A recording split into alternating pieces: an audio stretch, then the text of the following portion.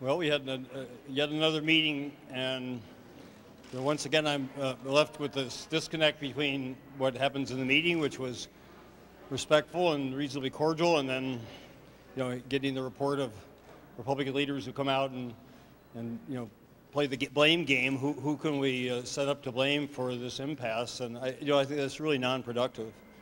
What I said in the meeting is a repeat of what I said for the last 6 weeks, that the way we'll get this resolved is for them to agree on a spending level that is a midpoint between my proposal and theirs. I've come halfway.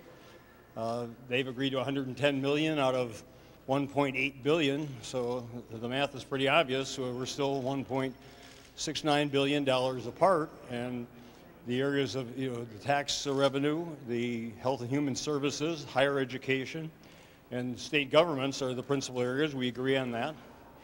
But I'm willing to continue these meetings because I think there's some value if they're meant for constructive purposes rather than showboating about who's can be pinned with the blame if this collapses or not. And I think they will, however, not reach the satisfactory resolution we need by June 30th unless they are willing to come forward with an agreement that they will raise revenues sufficient to have a budget that's fair and balanced as I have proposed. I'm glad to respond to questions. Constructive, or was it showboating? Well, inside it was constructive. Out here, from what I was told, they said it was just a repeat of the same.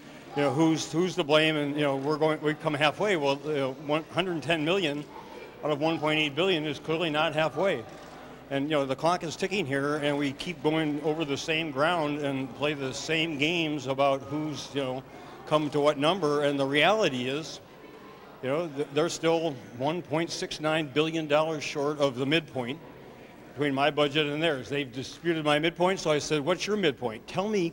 Last Friday I said, "Tell me what your midpoint is," and they're yet to respond. So, it's just a circular, game that makes it more look like, well, who can avoid blame when we don't work things out than working things out. Is it your gut feeling this is going to lead to a shutdown on July 1? If it continues on this course, I've told them again that it's imperative that they agree to a fair, reasonable, balanced compromise on the amount of money we're going to spend the next 2 years.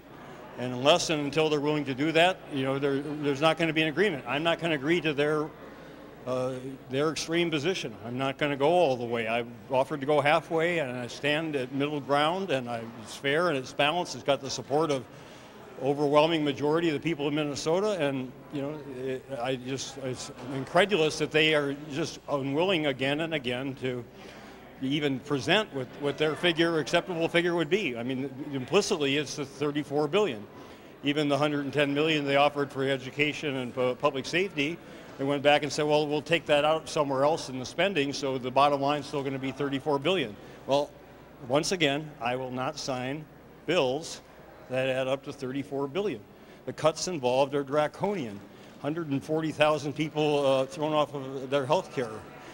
Cuts in K-12 education, special education, higher education. The president of the university and the chancellor of the MN system have said devastating cuts. The tuition increase the university is saying would be 12.5% for students. I mean, the facts are the facts, and the facts are that this $34 billion budget they are stuck on would be catastrophic for hundreds of thousands of Minnesotans, and I won't agree to that. And it takes both of us to agree to get this resolved. And they want me to agree all the way with them. I'm not asking them to agree all the way with me. I'm just asking them to meet halfway, and we're not even close to that. Have you explored the idea, or are you exploring the idea of essentially bypassing caucus leadership, passing something with Democrats, and trying to just peel off the minimum number of Republicans required to get a budget through? I'm not approaching that. I mean, they're the leaders of their caucuses. Their caucuses have, from all appearances, have been, lockstep together. So, we haven't explored that. About lights on bill, Governor, just to keep things going. We haven't gotten a discussion on that. My view is at this point is I consistently said I will not sign one bill until I sign all of them. We're one Minnesota. We're one state government. I'm not going to see one group played off against another, and K-12 against Health and Human Services, and public safety against other essential critical services. It's got to be a complete solution. That's what the Constitution requires. That's what they had 5 months to do.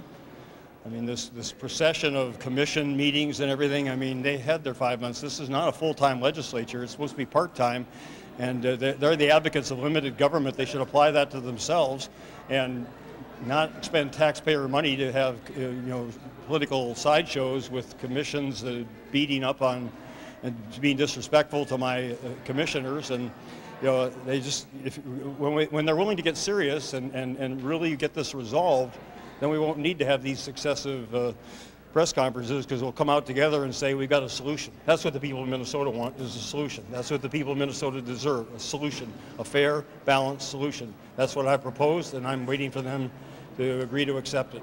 Are you irritated with what happened at the meeting yesterday with your commissioners after sending them? I wasn't there, but first of all, to make them wait for an hour and a half while they're discussing among themselves and then talking with their staff.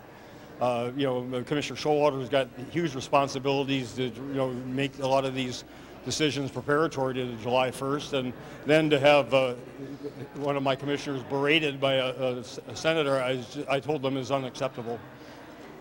There seems to be some Republicans are suggesting that you should lay out where your $1.8 billion in new revenue would go specifically, and they're also saying they want to know where the cuts are, public safety. They've wanted to ask for more specifics in terms of those cuts and targets. Are you going to outline that? Well, I told them, again, for the last 6 weeks, that when they present me a budget that they're willing to agree to, then I'll present to them the cuts that I would propose to reach that level. And I offered today with Representative Holberg, she raised it again, and I said, well, I'll tell you what, I'll write my numbers down. If you write your number down, we'll swap pieces of paper. I offered every single way I could imagine to get from them what I require, which is knowing the number. I can't specify my cuts until I know what number we're cutting down to. And conversely, we can't have a tax proposal until we know what number they're willing to accept. So I'm willing to swap numbers simultaneously, even though I think their number should be the precursor, just for the sake of getting this resolved. I've offered mediation. I've offered to meet halfway. I've offered to swap numbers. I mean, I'm sort of at a loss to figure out what else I can offer them that will get them to do what I see clearly is necessary in order to reach a resolution, which is specify what the outcome is going to be. Let's start with that number, and then we can work from there. And they're just absolutely unwilling. $34 billion is implicitly their position, and they haven't really budged from it at all. And it's just impossible to get things resolved with people who aren't willing to compromise in a reasonable way.